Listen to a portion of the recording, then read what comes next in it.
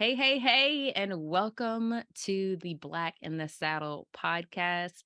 If this is your first time tuning in, welcome. I am so happy to have you here. If you are a regular listener, shout out to you. Also, I am so happy that you are tuning in again. Share it with your mom and them and your cousin them, okay? Because this is, I know, going to be a very powerful episode with some incredible women. And I'm super excited about it. So let me introduce you to one of my favorite nonprofit organizations that has blessed me with their time today, the CREW Urban Youth Equestrians. Welcome, Jenny, and welcome, Kenatia. Thank you, Ariana. Thank you. Now,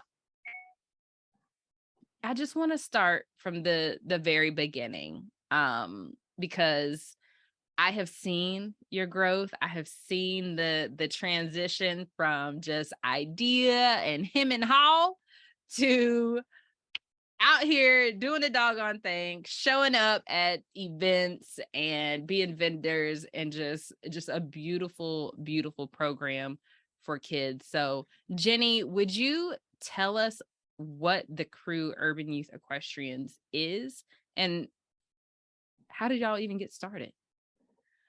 Well, the CREW Urban Youth Equestrians is we're a nonprofit, and our mission is to support urban youth of color to learn how to train and ride horses through emotional self-reflection, self-awareness, and self-regulation.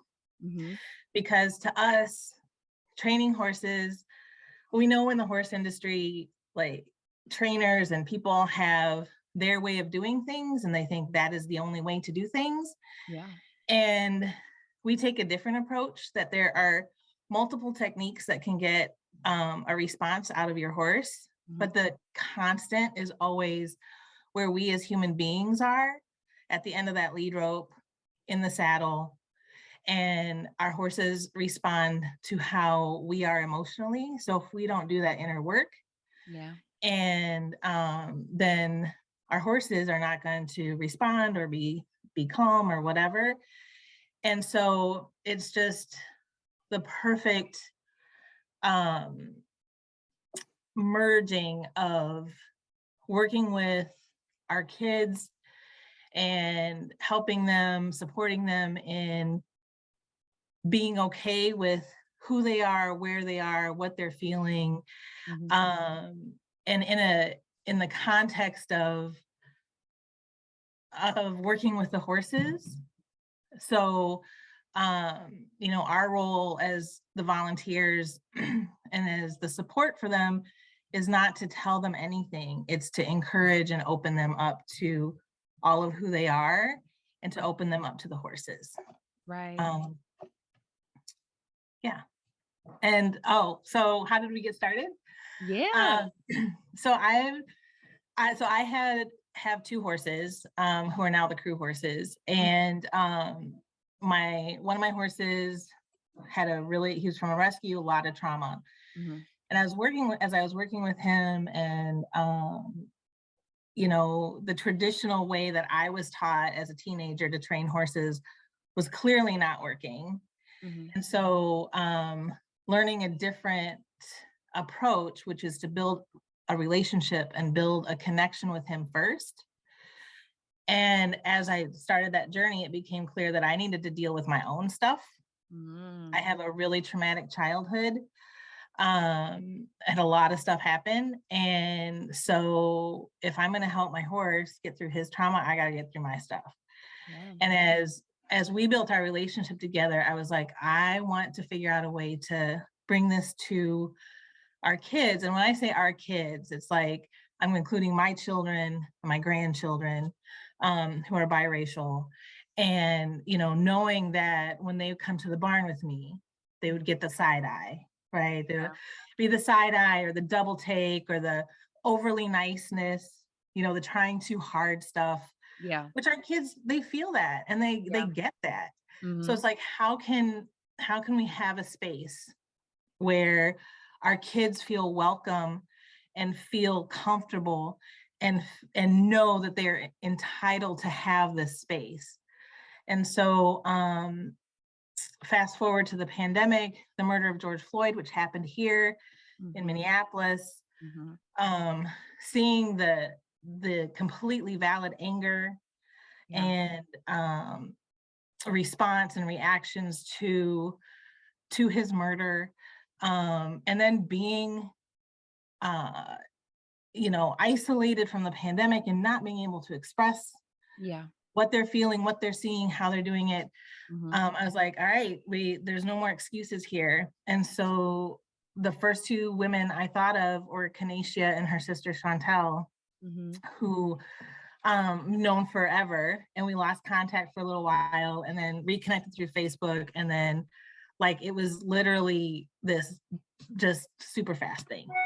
Like we reconnected through Facebook, started talking, met in an Olive Garden in September, 24 weeks later, started taking in our own kids in the program. It was like that quick. Yeah, that's awesome. So Kenatia, tell me, like, did you have experience with horses before joining the crew? I have very little experience because my family owns a farm and in deep Mississippi. And a cousin of mine who was a veterinarian took me on one of his runs, and he was playing a prank on me. I was actually terrified to the point of passing out. And with chores and things like that, no one really noticed that I disconnected from the horses completely. So I would be over there with the stanky pigs, which I hated, but I would rather deal with that than I was just terrified. And I'm not easily scared or anything, but this particular situation was such a put off for me. And so I kind of stayed away from them. I've gone on a trail ride or two, like with the school outing or something. But even then, it was like so much to like, I don't know. And I always had this guilt about that too, like, oh, but they're horses, like they're horses. Who doesn't love horses? And I just felt a pull, but I couldn't name it at the time, and I couldn't get over it. So it wasn't really until Jenny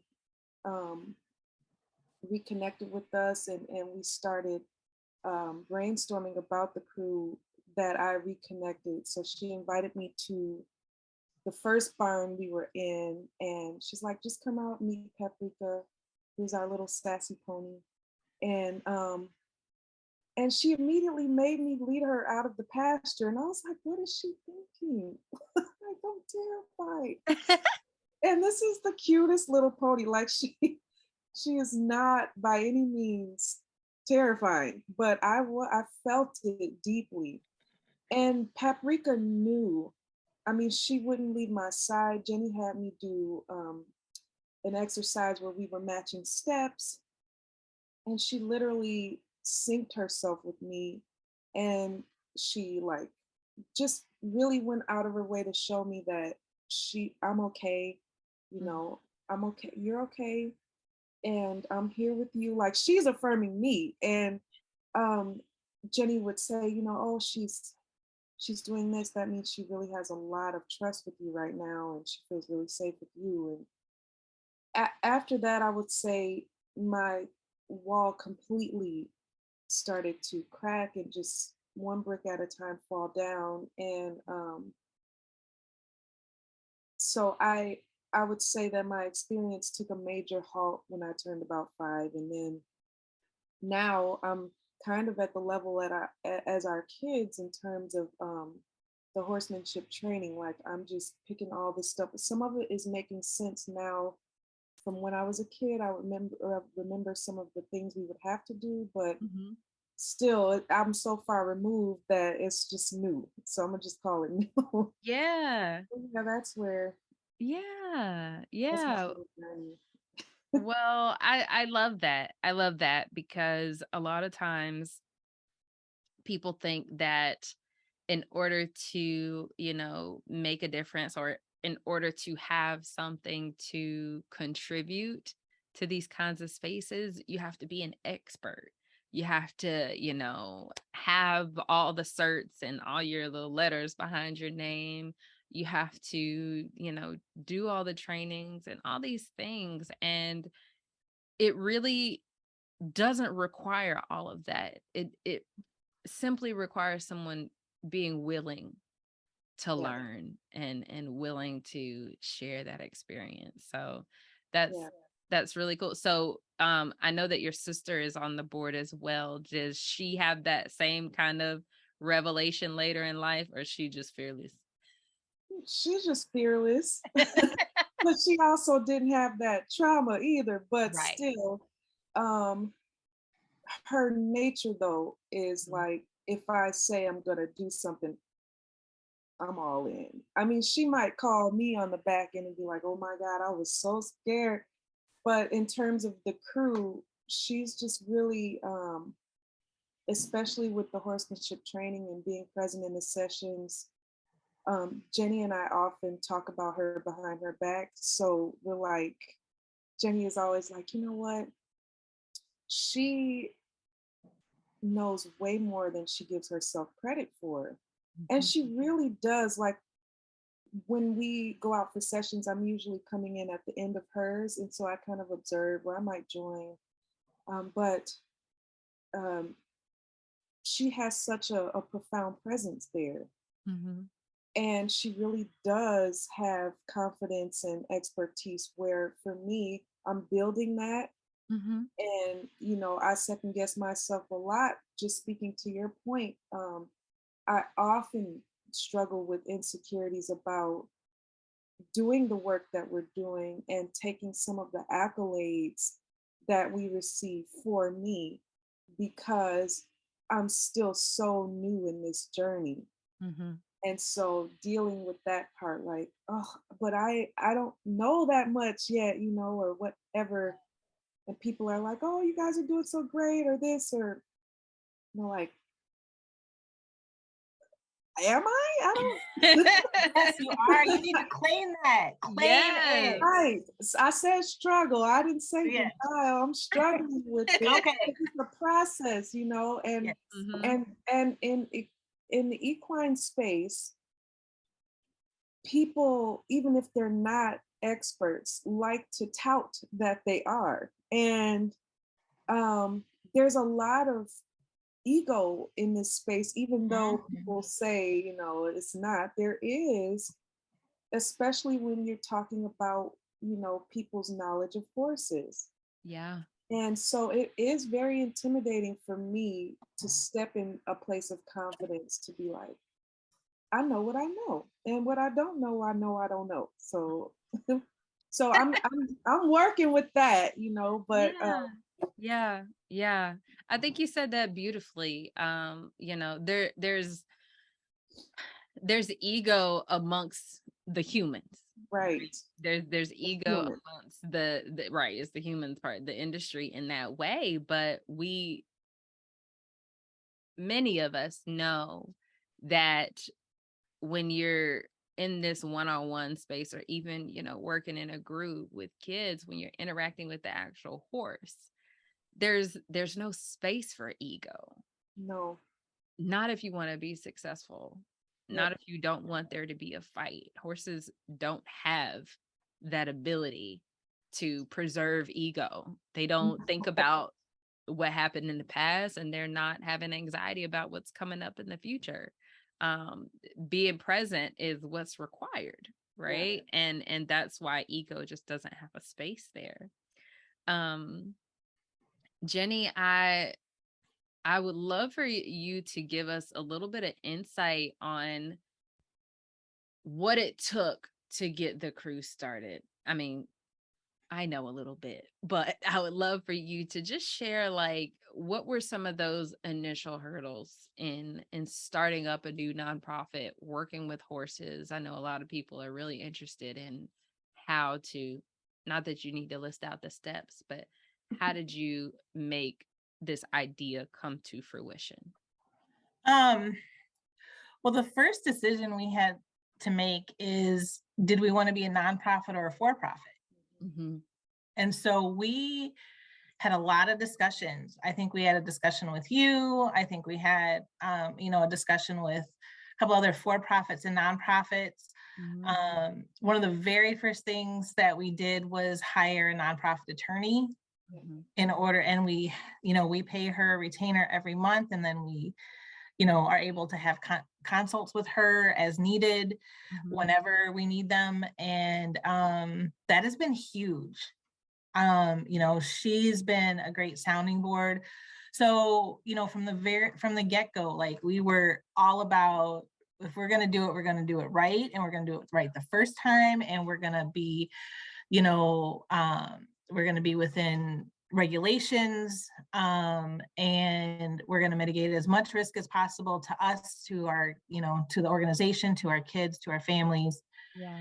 And so that was the first thing. We decided to do nonprofit, more access to funding and grants, even though that is a whole different discussion.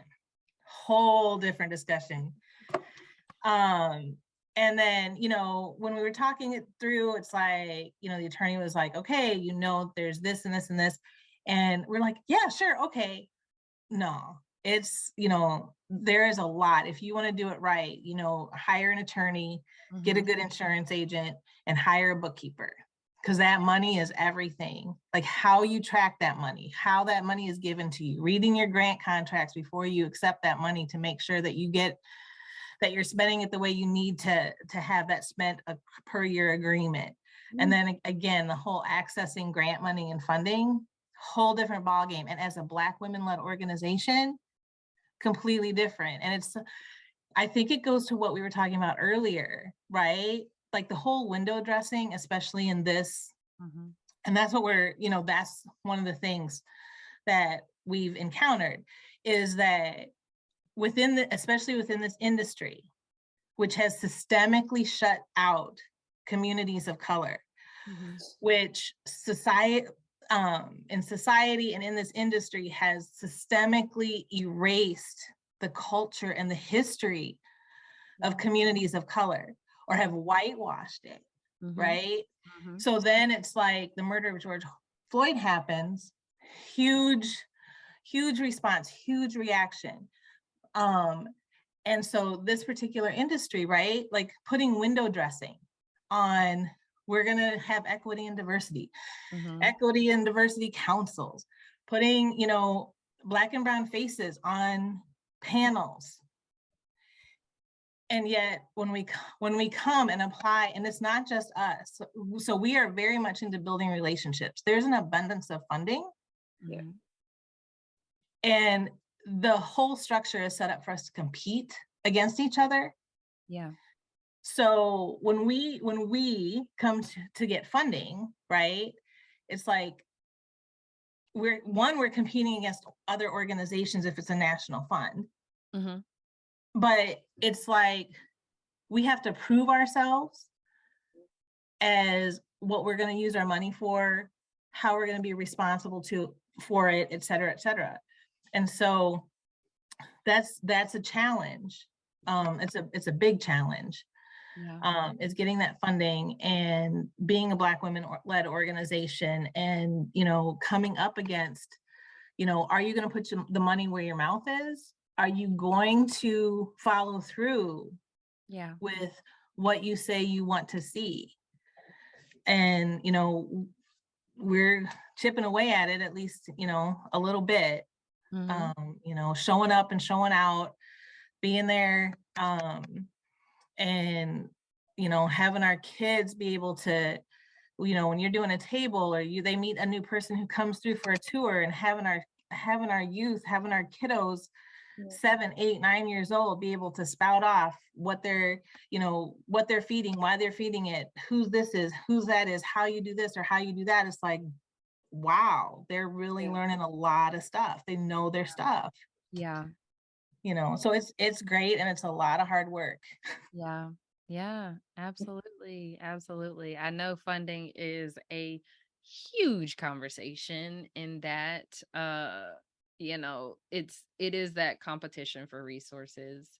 Um, and a lot of people, you know, a lot of organizations just want to do the work, right? They just want to fulfill what their mission is about, but that kind of that back end support and the rat race and constantly needing that, it's something that needs to be considered before starting, right? Like, what funding sources are you going to look for before starting a nonprofit?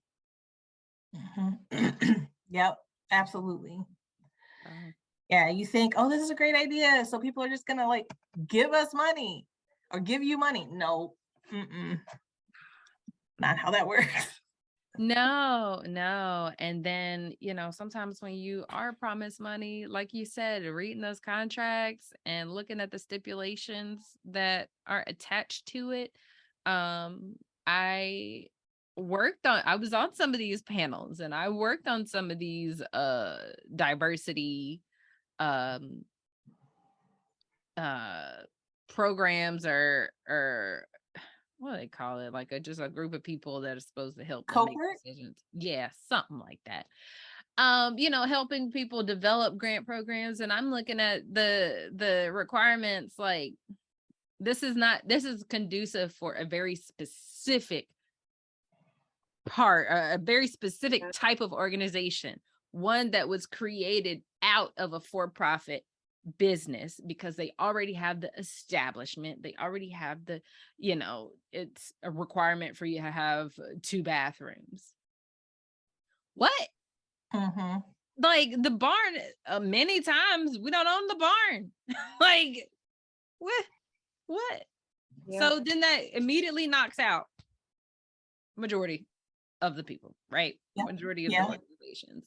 So I completely get it. I completely get it. But you have been putting in the work and showing up regardless. And so speak to me, and Kenatia, you can, you know, share also, what does it look like for you all, you know, getting into the community and really sharing what it is that you are doing so that you can reach the kids that you want to reach?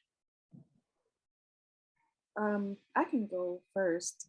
What it looks like, number one, I just want to say that we did a lot of research and we were very intentional about who we chose to connect with, because that is also a huge important factor. Just speaking to anyone who's looking to start a nonprofit, being selective about who you're partnering with and how you leverage those relationships is very, very important.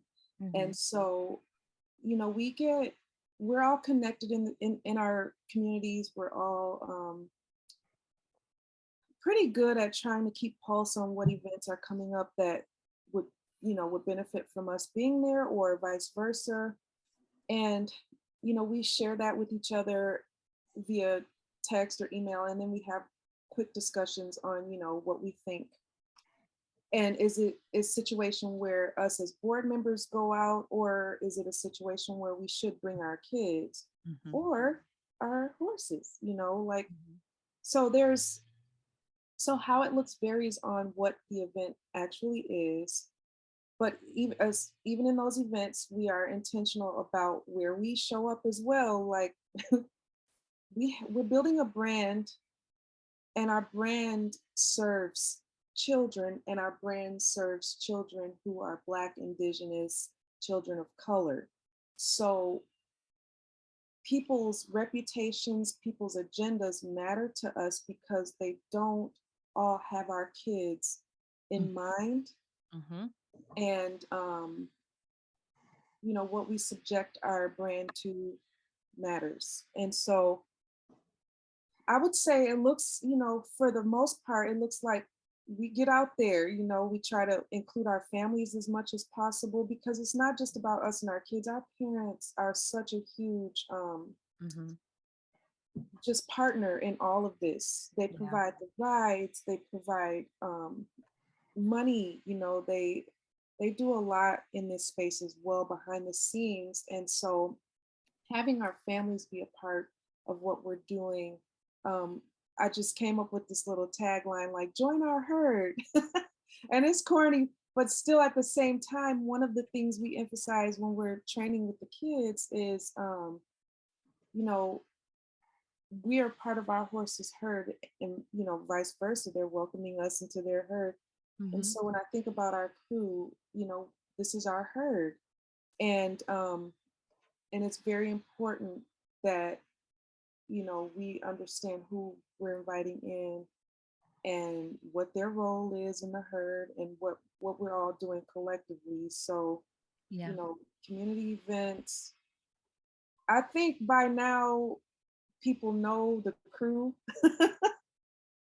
They know. And you know, there's an excitement about the crew and what we provide because it's not commonplace in the cities, and in Minnesota in particular. It is such a class, it's a class like thing to be around horses or to have horses. Down south, it's not so much. Everybody has access. It's there.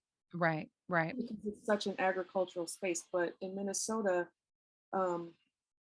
it is seen or perceived as, you know, a wealth thing or a white thing. So, you know, people get excited about knowing that their kids could have access to these very magical creatures. And so we do have a waiting list and all that. We got some good problems, you know, they ain't all bad. but yeah. Jenny, I'm tagging you in. Oh, okay. So to build on that, because I was like thinking, oh wow, how am I gonna add to all of that? I think to Kenatia's point is our intentionality from the get-go. Like we were very, very clear from the very beginning at that dinner at Olive Garden, who, you know, what we're going to do and how we're going to do it. And there are some non-negotiables. One of those is we are very intentional about the volunteers who work with the kids are all BIPOC. Except for me at the moment, because we're doing the volunteer training. But as we build our volunteer base and everyone is, you know, on the same page, we have a volunteer handbook and manual that is in flight. So we are like, you know, my goal is to step out. I don't, you know, I love our kids so much. And we all want our kids from the time they step out of the car with their families at the barn, that they see themselves. And we actually, you know, one kiddo, she's 10, she comes out, she turns the corner and one of our volunteers is there and she's just like, Mom, she looks like me. The power of that, right? So many programs, you know, and that makes us unique in Minnesota. Because so many programs, you know, either they'll have a urban youth day, right? Or they'll have like a day where you know, 10, 15 Black and brown kids from the cities come out to the barn and ride the horses. And everything they see is white. It's a white barn owner, white horse owners, white volunteers who have the knowledge. Yeah. So do they leave that space that I could be a horse person? I could be, no. They're like, that's for white, that was kind of fun, but that's for white people. So that's not for me. Right. Or I'm only in this space because I was allowed. Yes. Because they invited me. Yeah. Amen. Exactly. And so we acknowledge that, right? And we are intentional, and we have had those uncomfortable conversations with a few allies who were like, oh, I can't work with the kids, I don't want to work with you. And we're like, all right then, because that's your ego, right? Are you really doing this because you want to work to support an organization that is making a change, or are you doing this to assuage your your guilt, Right. you know, Right. and so that's okay, because we have, you know, we continually are training volunteers, so we're in a good place. But I think, as Kenatia pointed out, our kids are everything to us, and we will do everything we need to do to keep our kiddos safe. Yeah. And we also know, because our, you know, longer term goals are that our kids will ride, that our, you know, we go on field trips and we expose our kiddos to different disciplines, different competitive disciplines, different career opportunities. And we know that if they choose different competitive disciplines, we don't necessarily have the experience and training, so they'll be going into spaces that with a white trainer or a white instructor. Yeah. And so having what we have at their roots, right, and having those roots be deep and strong, so when they go out to that other place and they're faced with some stuff, that they know in that moment that the crew's always got their back, and they can always, you know, we got them. Yeah. And they will have that confidence, and they will have internalized that, no, I have a right to be here. You can't push me out. Yeah. I know this, right? Yeah. And it's, you know, it's powerful. It's and so so yeah, every step we take is intentional and for the benefit for our kids, no matter what. Yeah. And they know it. Yeah. Yeah. Yeah. I think, you know, my brand brain is like coming in. I think that it is so important for this level of integrity and intentionality to happen at the beginning. You know, you see now, you know, different organizations who are, you know, they've been around for a while, and it's like, okay, let's have like the BIPOC day week, you know, or let's offer this many seats, this kind of scholarship situation. But they're not able to sustain that type of commitment because it was never ingrained in them in the beginning. They never had those intentions in the beginning for everyone to feel welcome. I'm, you know, been doing a lot of research lately, and it's, you know, I don't need to only feel included. I need to feel like I belong. And working with these kids to make them feel like they belong in a space is so much different than just saying, hey, you can come for this day. You can come for this 8-week session because we have a scholarship, you know, someone paid for it. It's different.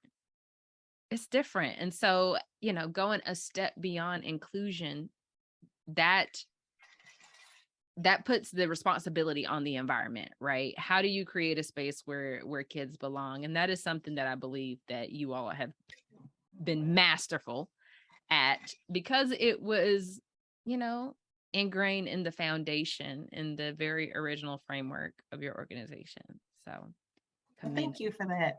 Yeah. Thank you so much. Now, tell me a little bit about your kids. I mean, you don't have to like say names or anything, but what have your kids looked like? What has their experience been from like the very beginning, and it's like just get to walk a little paprika around, to now, you know, they're saying what the horses are eating and able to describe what their experience is versus just existing there. What's that been like? Kenatia?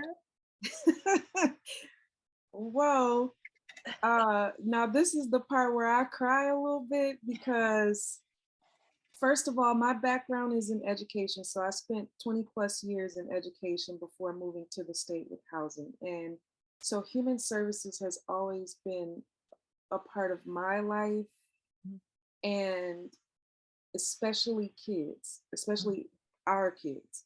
And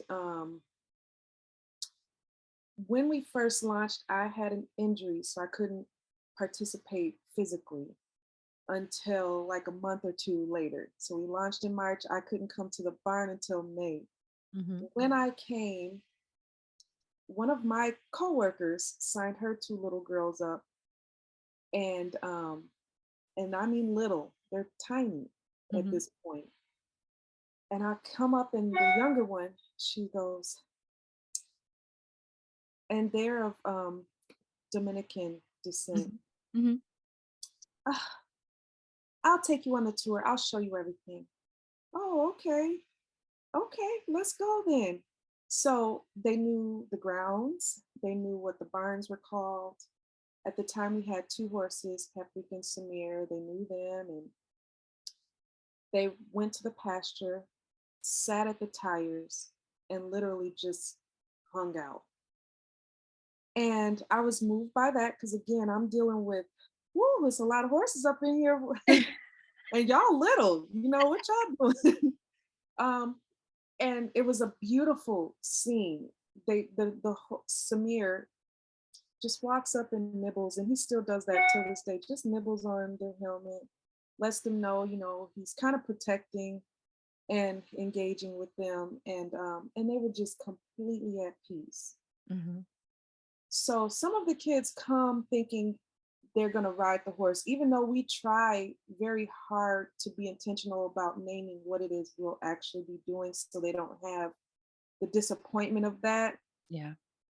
They still come. Some of them still think, "Oh, we're going to ride the horses," and so they come, and most of them don't have any background with horses, so they're very new in this space.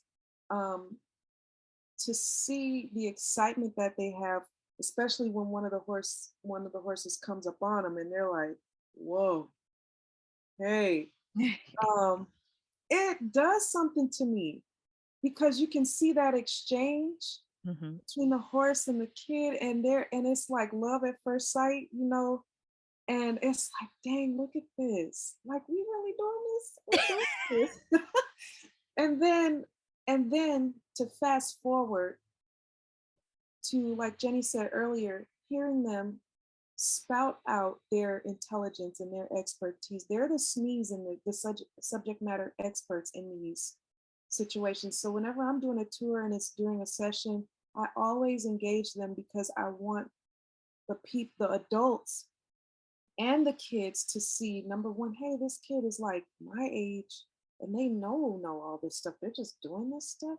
And Mhm. the parents to see the value in the program itself. Look at how confident these children are. Look Yeah. at I mean, they're brilliant anyway, but just how smart they are in terms of the horses and their horsemanship training. Why that horse is just licking that ball of crystal. Well, it's not crystal, it's salt. And Mhm. here's why they're doing that. Yeah. And it makes me so incredibly emotional because number one, I know that every day is not sunny skies for them. I know that they go through several things, not all traumatic. I don't want to put that on us either. They're not all traumatized, but just life is happening. Yeah. And for children to have a space that they literally call their own. I observed one of the girls saying, Those are our horses out there." Immediate goosebumps because I didn't have to tell them, these are your horses. They belong to us. This is all of our. No, they know. Mhm. And that knowing, it runs so deep for me because just like Jenny said, when we send them into these spaces that they want to be curious about or they want to learn about, that confidence piece is very important because the way other people are will most certainly try to chip away at that. Um, it is very difficult for white people to think of Black people or any other indigenous or person of color to be equitable with them. Right. Even though they may say that the reality of that challenges their own freedoms Mhm. and right to live the way they have been allowed to live since they got up in here. So um, it that confidence piece and that knowing piece is so deep to me because when they show up, they'll know without a shadow of a doubt that they own whatever space they step into. Yeah. Whether you welcome me or not, I own this. And to watch our children exemplify that and take that and really hone in into that space and their voice and their platform to have that voice, it's empowering. And Jenny, you know, I would talk with her because she is a white woman. Her perspective, it comes from a place of privilege and confidence and knowing and support. Mine is usually surviving and fear and masking. So when she's empowering the children to have a certain voice, I would literally feel the fear grip, like, hold on now, you know, hold up, because that is not safe for us. So we had the hard conversation of that, our perspectives, because it's not healthy to hold on to that fear either. Although it's important to have a level of vigilance because it really ain't safe, you know. But how do we find the balance? How do we empower them and consider what the world is like for them, you know? So we are doing that work as well. And like I said, when I see how they show up with that, it floors me. Like, ego where? I'm out. You know, and I really don't have much of an ego, but when it comes to them, it's like, oh, what do I know? How do I even deserve to be around them? You know, they're so amazing. They're so amazing. And then our horses are like, they're the champions, okay? They really are. So that's awesome. Jenny, did you have anything you wanted to add? Yeah, a little bit. Because as Kenatia, as you were talking, like a few examples like hit me. One of which is Saturday. So we have three young ladies, ages I think 8 to almost 11. They've been coming for about a year, and they just come together. They're there for 3 hours. We combined their sessions so that they could spend time together and become friends. They're friends. And they just like, I need to go to them. I can, you know, at first we have someone go with them to ensure their safety as far as, you know, saying door so you don't get run over by a horse, right? Right. But now it's like, yeah, go here, go there. And then down the road from our barn, there was like a fall festival, an apple orchard. So the owner of the barn, like, we all hopped in the 4-wheeler and she drove us down there. So then we all had lunch and apples, and it's like, I just looked at Kenatia and I'm like, these are our dream girls, because this is the embodiment of what we dreamt about a year and a half ago. Like being completely comfortable and knowing that they own this space, as Kenatia said, and just the fluidity and the not needing to check in with us anymore, to just say, I'm doing this or I'm doing that. And my granddaughter's playing with Legos in the background, so just FYI. And you know, and for the impact that we have on youth who maybe aren't able to come for, you know, consistently for a year, or coming through one of our partner organizations, even in those short amount of time, we have an impact. We work with a charter school in St. Paul, and our point of contact there, I asked them to send an impact statement, and I was like completely floored by what they had to say, which was that the CREW has an impact on their school attendance. Like, it's been a struggle for many of the youth, the students that participate with us, to come to school on a regular basis, but they're there on Tuesdays and they want to come to the horses. And one young woman who came, and she did not know anything about horses, she's in 8th grade, was like, you could just see on her face the fear. she has like come out of her shell and reaches out and has emailed me directly, like, what can we do? And like, so even it's just to, as Kenatia said, it's humbling. It's like, it's just an honor to be on this journey with our kids, because what horses can do when you're open and when you build that relationship with them, it will take them so far, whether or not they keep doing horses or not, right? And we talk about the multiple careers. We use you as an example so many times. Do you see our logo? Do you see these books, right? Like, this can be you. So even if you don't want to do horses like directly or compete or train, if you just like horses, you can make a career out of this.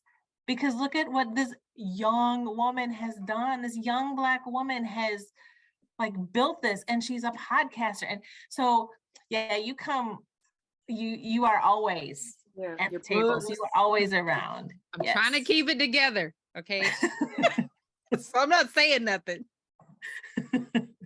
It is true. It is because you are a role model to our kids, right? And having the books that you've created, that you've written, that you've illustrated, like all of that, so our kids can see it. It's tangible.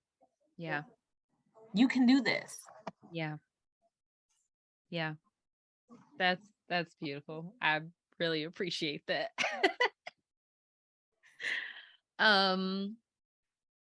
So tell me how we can support you. What are the ways that the Black in the Saddle community can support the CREW? Anything you got coming up? We'll do like website and socials later, but what is it that you're looking for support for and with and all that?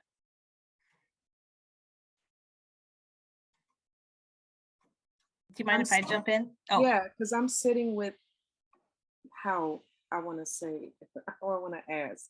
But yeah, you go. Do you have it formulated, or do you want a little bit more time and I can jump in? You jump in. Okay. So I think, funding, right? So donations are great. And, one of the things that I think we've tossed around, and I think maybe I talked to you, Abriana, a little bit about, is what we were talking about earlier of if, the whitewashing and the window dressing that happens, right? And the hard push. I am like all for, so this is like a longer term goal, but I'm all for us building our own table, right? If you don't want to give us a chair to sit at this table, we can build our own table. We can make our own. And I would love in whenever, right? I would love, because we have a community, right?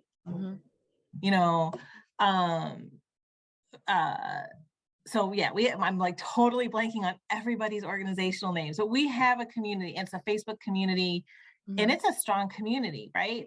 So what's stopping us from having our own horse show, right? Our own national horse show. Do it somewhere in the Midwest so everybody has to equal distance, right? Right. But what would that look like? You got the Bill Pickett Rodeo that does that but like having a multidisciplinary national horse show for Black and brown equestrians.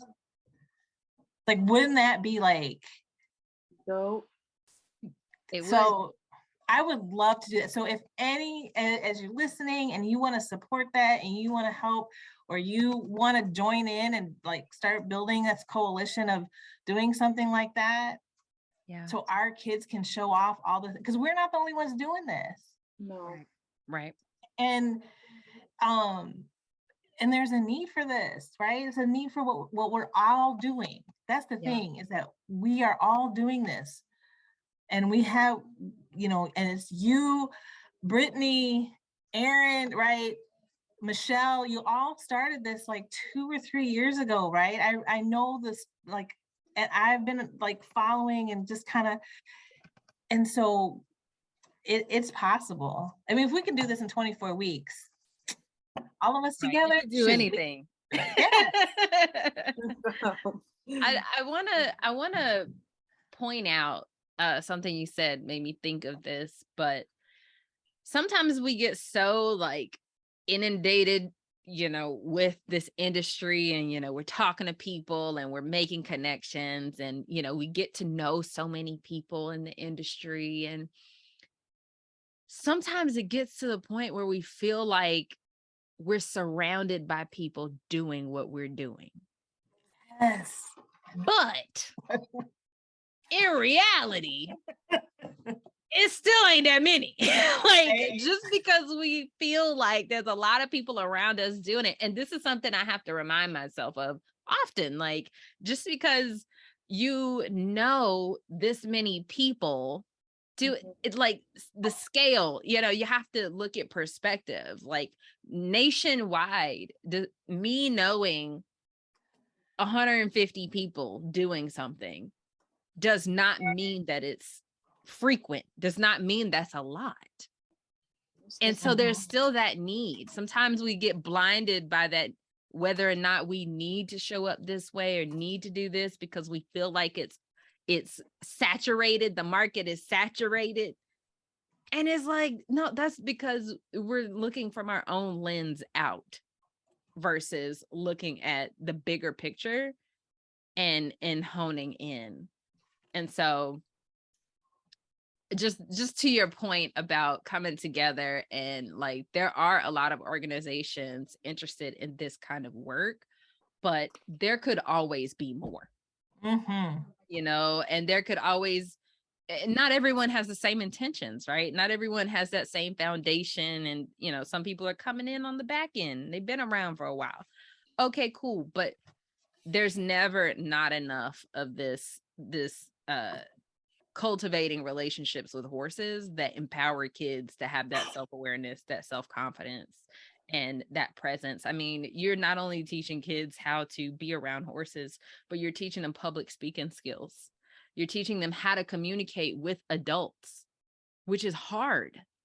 Adults don't even communicate with adults. Like, there's so many other skills that are happening. It's never enough. And when we talk about support and where it should go and how to make things happen, I don't ever want anyone to feel like, oh, well, there's 5 people over there doing it, so why should I, kind of thing. I hear you. I totally hear you. Kenatia, did you have anything you wanted to add? That was actually, and Jenny and I often joke about being on one accord. That was what I was trying to formulate, was the ask of how to bring the collective community together. Because we are, like you said, we are actually still pretty isolated around the country, and so yeah, I see a lot of amazing things happening, but not in the collective. And that's the part that I wanted to ask. If your platform could pull out a Ayo to the community to put our minds together and leverage, what we all bring, and and for our kids, for them to see, because I can't think of his name. If he's listening, please don't be mad. But he is a clothing designer, and a friend sent me an article because he designed equestrian gear for Black youth down in Atlanta. And I reached out to him. He's like, yeah, we do a big like picnic and play polo and different things in Atlanta. It's a huge fundraiser. And he was so humble and so sweet. And he was extremely busy, but he took a second just to say, you guys should come out. It ain't for the kids though. It's for the grown and sexy. So you I know. might want to. I'm trying to show up next year. We might need to. So I just said, how do we? When I think about our communities, one of the biggest complaints is, oh, everybody, want the family discount. Um, I don't want to leverage people for a family discount. I want to leverage people for the possibility for our kids to see what's possible in this industry, for us to see what's possible, for us to do collaborations, Mm-hmm. all kinds of things that other people do all the time. What can we do, and this is not just for Black folks, this is for the whole BIPOC community. How do we show up together stronger and in mass so that there's that power and fortitude and just love in the space? Like, how do we do that for our babies? Yeah. That was my ask. Yeah. Yeah. Yeah. I've just been doing a lot of working with horses, not riding. I do leadership development with them. And one of the things that we always tell our clients, now I work with corporate entities, and we tell them that a horse's one thing that they know for certain is that they're better together than they are apart. It's just, it is part of their DNA. It is part of their being. They know this so much so that if there is a member of the herd that wants to go off and be out of place and just do their own thing, lead mare will be very aggressive. Like, if you leave, like, you need to leave, or you need to stay here. It is safer for us if you do not go away, right? She is very aggressive with it, and going out and visiting the wild Mustangs that I visited a few weeks ago. It was really apparent how that was natural to them. And so, not saying the aggression of the lead mare when someone leaves needs to be like a thing, but like understanding that as we come together, I mean, we as a collective are part of a herd, and knowing that we're better together than we are apart. Another thing is, herds have family bands.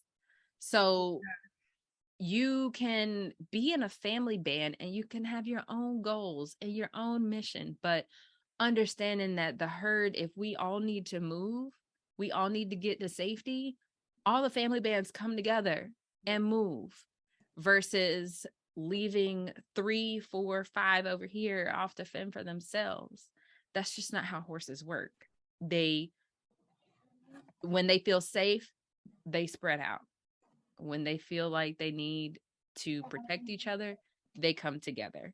And I feel like we're still in that process of needing to build and come together and protect each other, and support one another and see where those collaborations can happen. So I absolutely will be sharing, more with my network.